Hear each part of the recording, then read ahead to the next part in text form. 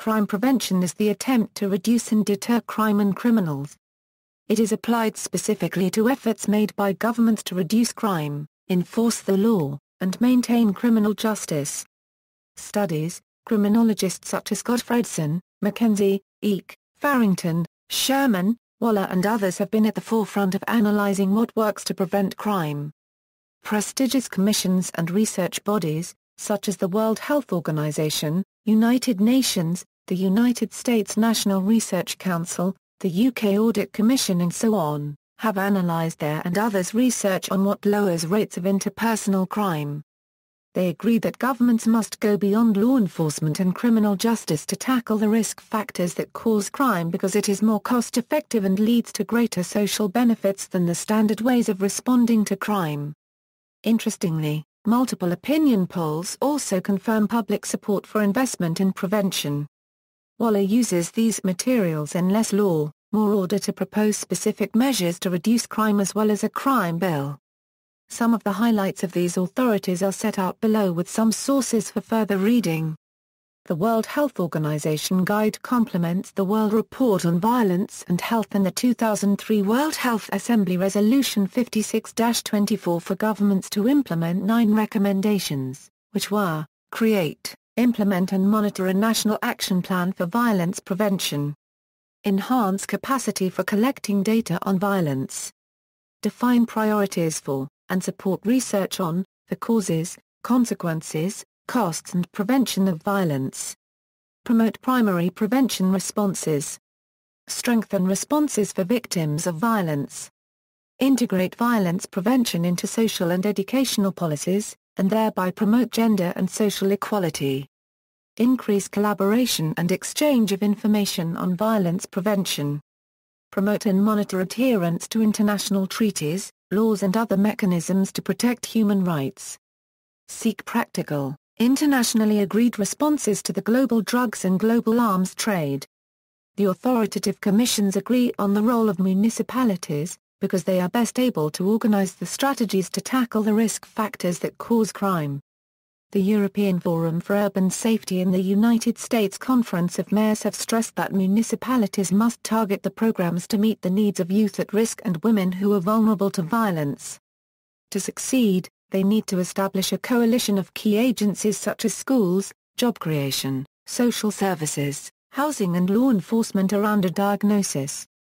Types. Several factors must come together for a crime to occur. An individual or group must have the desire or motivation to participate in a banned or prohibited behavior. At least some of the participants must have the skills and tools needed to commit the crime. And, an opportunity must be acted upon. Primary prevention address individual and family-level factors correlated with later criminal participation. Individual-level factors such as attachment to school and involvement in pro-social activities decrease the probability of criminal involvement. Family-level factors such as consistent parenting skills similarly reduce individual-level risk. Risk factors are additive in nature. The greater the number of risk factors present, the greater the risk of criminal involvement. In addition, there are initiatives which seek to alter rates of crime at the community or aggregate level. For example, Larry Sherman from the University of Maryland in Policing Domestic Violence demonstrated that changing the policy of police response to domestic violence calls altered the probability of subsequent violence. Policing hotspots, areas of known criminal activity, decreases the number of criminal events reported to the police in those areas. Other initiatives include community policing efforts to capture known criminals. Organizations such as America's Most Wanted and Crime Stoppers, these help catch the criminals. Secondary prevention uses techniques focusing on at-risk situations such as youth who are dropping out of school or getting involved in gangs. It targets social programs and law enforcement at neighborhoods where crime rates are high. The use of secondary crime prevention in cities such as Birmingham and Bogotá have achieved large reductions in crime and violence. Programs that are focused on youth at risk have been shown to significantly reduce crime.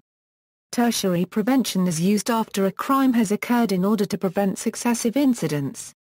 Such measures can be seen in the implementation of new security policies following acts of terrorism such as the September 11, 2001 attacks.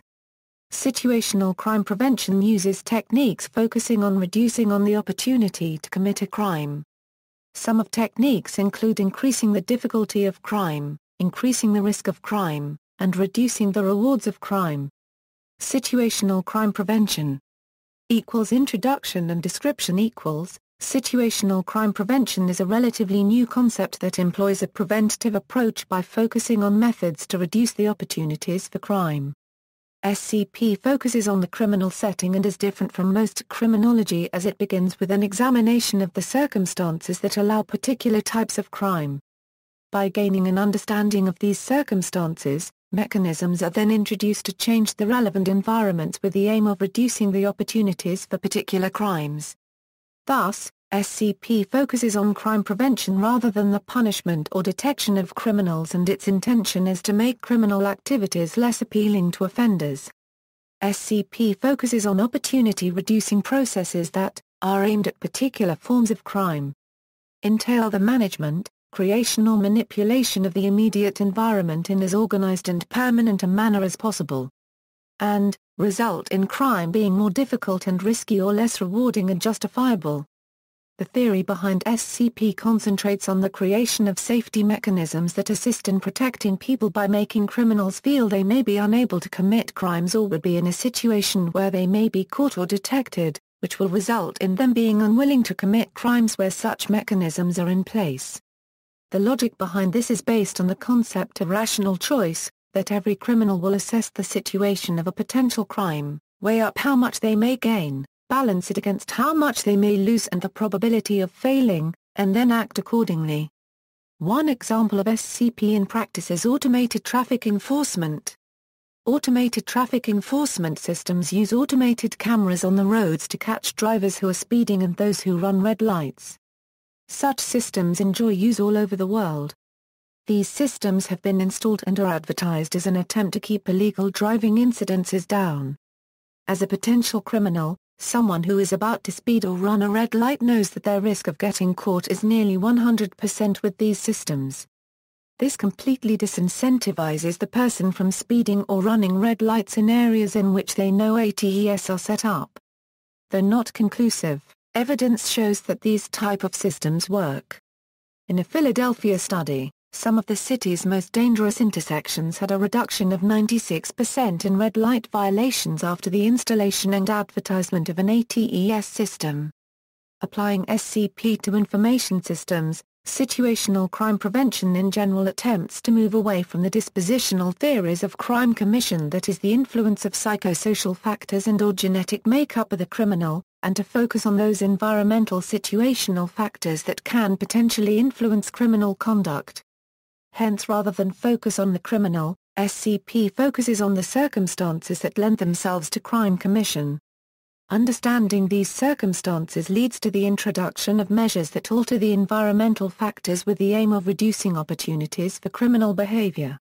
Other aspects of SCP include a. Targeting specific forms of crime, for example cybercrime. B. Aiming to increase the effort and potential risks of crime. C. Reducing provocative phenomena. Safeguarding. Another aspect of SCP that is more applicable to the cyber environment is the principle of safeguarding. The introduction of these safeguards is designed to influence the potential offender's view of the risks and benefits of committing the crime. A criminal act is usually performed if the offender decides that there is little or no risk attached to the act. One of the goals of SCP is to implement safeguards to the point where the potential offender views the act unfavorably. For example, if a driver approaches a traffic junction where there are speed cameras, he/she evaluates that there is a nearly 100% chance of being caught trying to run a red light, and hence slows down. The use of crime scripts has been touted as a method of administering safeguards. Scripts were originally developed in the field of cognitive science and focus on the behavioral processes involved in rational goal-oriented behavior. Hence scripts have been proposed as tool for examining criminal behavior. In particular, the use of what is termed a universal script has been advanced for correctly identifying all the stages in the commission process of a crime. Application to cybercrimes. It has been suggested that cybercriminals be assessed in terms of their criminal attributes, which include skills, knowledge, resources, access and motives. Cybercriminals usually have a high degree of these attributes, and this is why SCP may prove more useful than traditional approaches to crime. Clark proposed a table of 25 techniques of situational crime prevention, but the 5 general headings are: 1. Increasing the effort to commit the crime. 2. Increasing the risks of committing the crime. 3. Reducing the rewards of committing the crime. 4. Reducing any provocation for committing the crime. 5. Removing any excuses for committing the crime. These techniques can be specifically adapted to cybercrime as follows: increasing the effort, reinforcing targets and restricting access, the use of firewalls, encryption, card password access to ID databases, and banning hacker websites and magazines. Increasing the risk, reinforcing authentication procedures, background checks for employees with database access, tracking keystrokes of computer users, use of photo and thumbprint for ID documents, credit cards, requiring additional ID for online purchases, use of cameras at ATMs and at point of sale. Reducing the rewards, removing targets and disrupting cyberplaces, monitoring internet sites and incoming spam, harsh penalties for hacking, rapid notification of stolen lost credit bank cards, avoiding ID numbers on all official documents. Reducing provocation and excuses, avoiding disputes and temptations, maintaining positive employee management relations, and increasing awareness of responsible use policy. It is important to note that many of these techniques do not require a considerable investment in high-tech IT skills and knowledge. Rather, it is the effective utilization and training of existing personnel that is key. It has been suggested that the theory behind situational crime prevention may also be useful in improving information systems security by decreasing the rewards criminals may expect from a crime. SCP theory aims to affect the motivation of criminals by means of environmental and situational changes and is based on 3 elements: increasing the perceived difficulty of crime, increasing the risks, and reducing the rewards. Professionals and others who wish to fight computer crime could use the same techniques and consequently reduce the frequency of computer crime that targets the information assets of businesses and organizations. Designing out crime from the environment is a crucial element of SCP, and the most efficient way of using computers to fight crime is to predict criminal behavior, which as a result, makes it difficult for such behavior to be performed. SCP also has an advantage over other measures because it does not focus on crime from the unregistered trademark's viewpoint. Many businesses organizations are heavily dependent on information and communications technology, and information is a hugely valuable asset, which means it has become increasingly important. While storing information in computers enables easy access and sharing by users, computer crime is a considerable threat to such information, whether committed by an external hacker or by an unregistered trademark. After viruses, illicit access to and theft of information form the highest percentage of all financial losses associated with computer crime and security incidents. Businesses need to protect themselves against such illegal or unethical activities, which may be committed via electronic or other methods, and as security technologies are vital in order to protect against amendment, unauthorized disclosure and/or misuse of information. Computer intrusion fraud is a huge business, with hackers being able to find passwords, read and alter files and read email, but such crime could almost be eliminated if hackers could be prevented from accessing a computer system or identified quickly enough.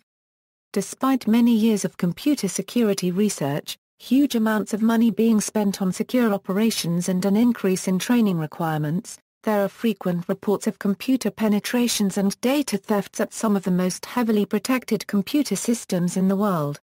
Criminal activities in cyberspace are increasing, with computers being used for numerous illegal activities, including email surveillance, credit card fraud and software piracy. As the popularity and growth of the Internet continues to increase, many web applications and services are being set up, which are widely used by businesses for their business transactions. In the case of computer crime, even cautious companies or businesses that aim to create effective and comprehensive security measures may unintentionally produce an environment which helps provide opportunities because they are using inappropriate controls. Consequently, If the precautions are not providing an adequate level of security, these will be at risk. Situational crime prevention and fraud in computer systems that have been developed to design out crime from the environment, one of the tactics used is risk assessment, where business transactions, clients and situations are monitored for any features that indicate a risk of criminal activity. Credit card fraud has been one of the most complex crimes worldwide in recent times, and despite numerous prevention initiatives, it is clear that more needs to be done if the problem is to be solved. Fraud management comprises a whole range of activities, including early warning systems, signs and patterns of different types of fraud, profiles of users and their activities, security of computers and avoiding customer dissatisfaction.